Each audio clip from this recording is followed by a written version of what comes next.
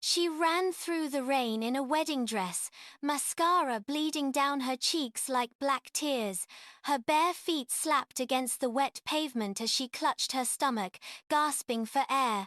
Behind her, a voice cut through the storm like a blade. "Hana, you can run, but you'll always be mine." She didn't look back. She couldn't. Because 6 weeks later, staring at two pink lines on a pregnancy test in a gas station bathroom, she realized something terrifying. She hadn't just run from him, she'd run with his child.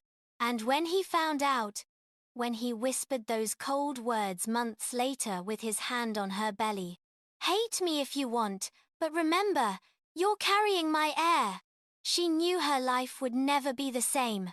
If you believe real love always finds its way back, even through blood, betrayal, and bullets, don't scroll.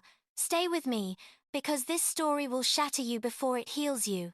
Hana and Ryo was beautiful in a way that turned heads and started whispers. Her mother was African, her stepfather Korean, and she grew up somewhere in between, fluent in 2 languages, 2 cultures, but never quite belonging to either. Her real father had left when she was 3. Her stepfather, Mr. Park, was strict, cold, traditional. He raised her like a soldier, not a daughter. Respect, obedience, duty. Those were the words she grew up hearing. Her mother, soft and warm, tried to shield her, but she was too tired from working double shifts at the hospital to fight every battle. Hana learned early how to survive in silence. She studied hard, graduated top of her class, got into nursing school. She wanted to help people. She wanted to matter. But when her stepfather's import business collapsed under a mountain of debt, when loan sharks started showing up at their door, when her mother cried into her hands every night, Hana's dreams didn't matter anymore. Only survival did. That's when Mr. Park sat her down at the kitchen table, hands folded, eyes hard. "There's a way out," he said. "A marriage arrangement, the Min family, they'll clear the debt." Hana's stomach dropped. "You're selling me?" Her stepfather's jaw tightened. "I'm saving this family." She wanted to scream, to run, to fight. But her mother was looking at her with desperate, pleading eyes. And Hana, despite everything, still loved her. So she said yes. She said yes to a man she'd never met. A man whose name alone made people lower their voices. Ryo Min, the heir to the Min Mafia empire. Cold, ruthless, untouchable. The wedding was small, formal, suffocating. Hana wore white, but it felt like a funeral. Ryo stood at the altar in a black suit, hands in his pockets, face unreadable. He didn't smile when she walked down the aisle. Didn't flinch when the officiant said, "You may kiss the bride." He just leaned in, brushed his lips against hers like signing a contract, and whispered, "You don't have to love me, but you will belong to me." Her blood turned to ice. That night, in his penthouse overlooking the city, Hana sat on the edge of the bed, still in her wedding dress, hands trembling. Ryo poured himself a drink, loosened his tie, watched her like a predator watches prey. "You can take off the dress," he said flatly, "or I can do it for you." She stood, fists clenched. "I didn't choose this." He stepped closer, towering over her. "Neither did I. But here we are." His voice was cold, detached, like he was discussing the weather. "You're my wife now. That means you stay. You obey. You don't embarrass me. In return, your family is safe. And if I refuse?" He smiled, but it didn't reach his eyes. "Then your family loses everything. And you lose more than that." She didn't sleep that night. And before dawn, while Ryo was in the shower, she ran. She grabbed her phone, her passport, and nothing else. She ran through the rain, heart pounding, tears streaming, knowing she was signing her own death warrant. But she didn't care. Because for the first time in her life, she chose herself. Before we dive deeper, let us know in the comments where you're watching from. We'd love to hear from you. And if you're new here, click on the subscribe button so you never miss any of our upcoming videos. Hana made it to the airport with 20 minutes to spare. She bought a one-way ticket to Vancouver with the little money she had saved, boarded the plane, and didn't look back. For 3 weeks, she lived in a hostel, worked under the table at a bakery, changed her last name, dyed her hair. She became someone else, someone free. But freedom came with a price. One morning, standing in the bathroom of her cramped studio apartment, staring at a pregnancy test, Hana's knees gave out. 2 pink lines. She was pregnant, with his child. The child of a man who owned her like property, a man who would never let her go if he knew. She cried for hours. Then she wiped her face, stood up, and made a decision. She would keep the baby. But Ryo Min would never know. She moved to a small town outside Seattle, got a job at a cafe, enrolled in online nursing courses. She kept her head down, avoided cameras, paid in cash. And 7 months later, in a quiet hospital room with no one but a kind nurse holding her hand, Hana gave birth to a boy. She named him Liam. He had her curls, her nose, her smile, but his eyes, those sharp, deep brown eyes, were his father's. Every time she looked at him, she saw Ryo, and it terrified her. But she loved him anyway. Loved him so much it hurt. Liam grew up happy. Hana made sure of that. She read to him every night, taught him to be kind, to be brave, to ask questions. He called her his superhero. And for 3 years, they built a life. A quiet, simple, beautiful life. But Hana never stopped looking over her shoulder.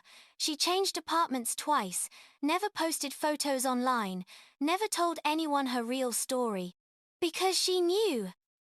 Men like Ryo Min didn't forget, and they didn't forgive. Meanwhile, across the country, Ryo Min became the head of his family's empire. His father had died, his mother had stepped back, and now he ruled. Feared, respected, alone. He didn't remarry, didn't date, didn't care. But every night, he thought about her, the girl in the white dress who ran, the girl who made him feel something he didn't have a name for. And he searched, hired investigators, tracked credit cards, flight records, surveillance footage. He became obsessed, not with revenge, but with answers. Why did she run? Where did she go? And why did it feel like she took a piece of him with her? If you think a father should know his child, subscribe for more stories like this. Because what happens next will change everything. 3 years after Hana disappeared, Ryo's men were sent to a small cafe in Seattle to intercept a meeting. A rival organization was using it as a front. The mission was simple. Get in, get the intel, get out. Ryo went along, something he rarely did. He told himself it was to ensure the job was done right. But the truth was, he was restless. He stepped into the cafe, scanning the room, hand resting on the gun inside his coat, and then he saw her. Hana. Standing behind the counter, pouring coffee, hair tied back, apron stained with flour. She looked older, tired, but still her. His heart stopped. For a moment, the world went silent. Then a small voice broke through. "Mummy, can I have a cookie?" Ryo's eyes snapped to the source. A little boy, maybe 3 years old, standing at the counter, tugging on Hana's apron. The boy turned, and Ryo saw his own eyes staring back at him. His chest tightened, his vision blurred. "That's my son." Hana looked up and froze. Their eyes met across the room, hers filled with terror, his with disbelief. She grabbed Liam's hand, whispered something, and bolted toward the back exit. Ryo moved without thinking. He followed, kicked open the back door. found her in the alley, clutching the boy to her chest, shaking. "Stay away from us," she choked out. He stopped, hands raised, voice low. "You ran away with my child." "He's not yours," she lied. Ryo stepped closer, crouched down to the boy's level. Liam stared at him, curious, unafraid. "What's your name?" Ryo asked softly. "Liam," the boy whispered. Ryo's throat tightened. He stood, looked at Hana. "You don't get to decide that." His voice cracked. "You don't get to take him from me." Hana tried to argue, tried to reason. But Ryo's men had already surrounded the alley. He didn't threaten her, didn't yell. He just said, "Come with me, or I'll take him." She looked at Liam, who was scared now, clinging to her leg. And she realized she had no choice, so she went. Ryo took them to his estate, a sprawling mansion on the outskirts of the city, surrounded by gates, guards, cameras. He gave them a guest wing, told his staff to treat them well. But he locked the doors. Hana spent the first night sitting on the floor, holding Liam, whispering, "It's going to be okay." But she didn't believe it. The next morning, Ryo knocked on the door. He came in holding a tray of food, looking almost awkward. "I didn't know," he said quietly. "About him." Hana didn't respond. "Why didn't you tell me?" She laughed bitterly. "You think I'd trust you with my son? You, who told me I belonged to you like I was property." His jaw clenched. "I never hurt you. You owned me." Silence. Then Ryo knelt down, looked her in the eye. "I won't apologize for what I am, but I won't let my son grow up without a father." Hana's heart sank, because she knew he meant it. If you think this reunion was destiny, you know what to do. Subscribe, because this family is about to be torn apart again before it can heal. Living with Ryo was like walking on a knife's edge. He was strict, controlled, guarded. But with Liam, he softened. He taught him chess, read him bedtime stories, carried him on his shoulders. Liam, for his part, was cautious but curious. He asked questions. "Why do you have so many guards? Why doesn't Mummy smile anymore?" Ryo never lied to him, "Because the world is dangerous, and I'm keeping you safe." Hana watched from a distance, heart breaking and mending at the same time. She hated that Liam was growing attached. But she couldn't deny that Ryo was trying. He wasn't cruel. He wasn't cold anymore. He was just broken. One night, after Liam fell asleep, Ryo found Hana on the balcony, staring at the stars. "You don't have to stay in the guest wing," he said. She didn't look at him. "Where else would I go?" "With me." She turned, shocked. He stepped closer. "I'm not asking you to love me. I'm asking you to give us a chance." "For him." Her throat tightened. "You can't just erase what you did." "I know." His voice cracked. "But I'm trying." For the first time, she saw tears in his eyes. And for the first time, she realized he was human. 2 months later, Hana learned the truth. Ryo's mother had orchestrated everything. She'd paid Hana's stepfather extra money to make sure Hana never came back. She'd told Ryo that Hana had run off with another man. She'd lied to both of them. When Ryo found out, he shattered. He confronted his mother in front of the entire family. "You took her from me," he said, voice shaking. "You took my son, and you smiled while you did it." His mother didn't flinch. "I did what was best for this family." Ryo's eyes went cold. "You're no longer part of it." He disowned her. Publicly. Permanently. And for the first time in his life, he cried. Hana found him that night, alone in his study, head in his hands. She didn't say anything, just sat beside him and held his hand. "If you believe a man can change for the woman he loves, subscribe. Because this story isn't over yet. Peace never lasts. A rival family, the Kwan organization, saw Ryo's softness as weakness. They attacked his estate one night, guns blazing, bombs detonating. Hana grabbed Liam, ran to the safe room, but Ryo stayed behind, fighting. She heard the gunshots, heard his voice shouting orders.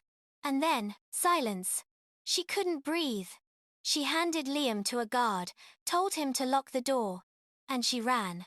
She found Ryo in the main hall, bleeding from his shoulder, surrounded. She didn't think. She just moved. Threw herself in front of him as a gunman fired. The bullet grazed her side. She screamed. Ryo caught her, eyes wild. "What the hell are you doing?" "Saving you," she gasped. He held her, shouted for backup, and finished the fight with blood on his hands and her name on his lips. They rushed her to the hospital. The injury wasn't fatal, but it was enough. When she woke up, Ryo was sitting beside her, head bowed, holding her hand. "You idiot," he whispered. "You could have died." She smiled weakly. "So could you." He looked up, tears streaming down his face. "I hated you. I hated you because losing you broke me. And I didn't know how to feel anything else." His voice cracked. "Don't leave me again, please." Hana reached up, touched his face. "I never stopped loving you. I just wanted peace." He kissed her, soft, desperate, real. If you're still watching, your heart is in this story. Hit subscribe, love, because the ending will make you believe in second chances. Ryo stepped down. He left the Mafia, handed control to someone he trusted, and walked away. They moved to a quiet neighborhood, bought a small house with a backyard. Hana went back to nursing school. Ryo learned how to cook. Liam started kindergarten. One morning, as Ryo made pancakes, Liam wrapped his arms around his leg and said, "Appa." Ryo froze, turned. "What did you say?" Liam smiled. "Appa, that means dad, right?" Ryo's eyes filled with tears. Hana watched from the doorway, crying too. But that night, as they slept, a shadowy figure stood outside their window, watching, waiting, and a voice whispered, "Peace never lasts forever, especially for a man with a past." If you believe love can survive even the darkest past, subscribe for the next chapter. And if you can't stand people who destroy families for power, comment, "Everyone deserves a second chance." Because this family's fight isn't over yet.